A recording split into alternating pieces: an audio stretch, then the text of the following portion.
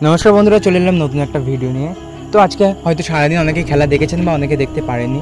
তো যাই হোক, 36 রানে 3 উইকেট পড়ে যাওয়ার পরে প্রথম থেকেই ভারত চাপে ছিল। বাংলাদেশ পেসাররা একদম চেপে ধরেছিল ভারতকে।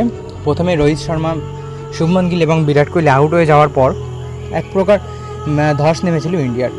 কিন্তু তারপরে ম্যাচের এক সময় হাল ধরে যশস্বী জয়সওয়াল এবং ঋষভ পান্ত প্রায় 600 দিন পর খেলতে নেমে একটা ভালো ইনিংস খেলা শুরু করেছিলেন। যদিও ঋষভ পান্ত সেখানে 52 বলে 39 রান করেছিলেন এবং যশস্বী জয়সওয়াল 118 বলে 56 রান।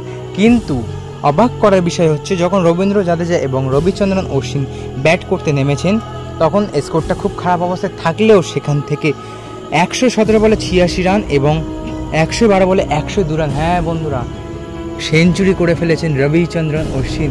এই অশ্বিনকে হয়তো অনেকে ভরসাও পাচ্ছিলেন না, কেন স্কোয়াডের সুযোগ পেয়েছে সেটা নিয়েও প্রশ্ন করা হচ্ছিল। সেই ঘরের মাটিতে অর্থাৎ চেন্নাইতেই তার জন্ম, সেই চেন্নাইতেই তিনি সেঞ্চুরি করে বসলেন রবিচন্দ্রন অশ্বিন এবং রবীন্দ্র জাদেজা। এখনও দুজন মিলে ক্রিজে টিকে আছেন।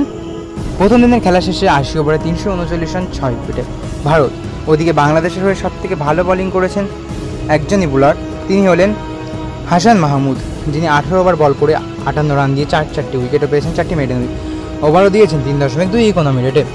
এবং এছাড়া নাহিদ রানা, যিনি 6.5 ফুট লম্বা এবং 150 কিমি গতির বোলার নামে পরিচিত, তিনি একটি উইকেট, মেহেদী হাসান মিরাজ একটি উইকেট পেয়েছেন এবং সবথেকে বেশি রান খরচা করেছেন সাকিবুল হাসান, 8 ওভারে 50 রান। প্রথমে বলেছিলাম ভারতীয় প্লেয়ারদের কাছে অভিষেক হওয়া বা নতুন প্লেয়াররাই মোটামুটি ভয় ধরায়, ঠিক তাই হলো।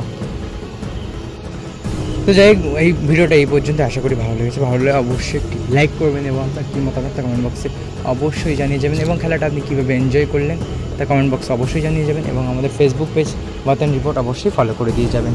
ধন্যবাদ।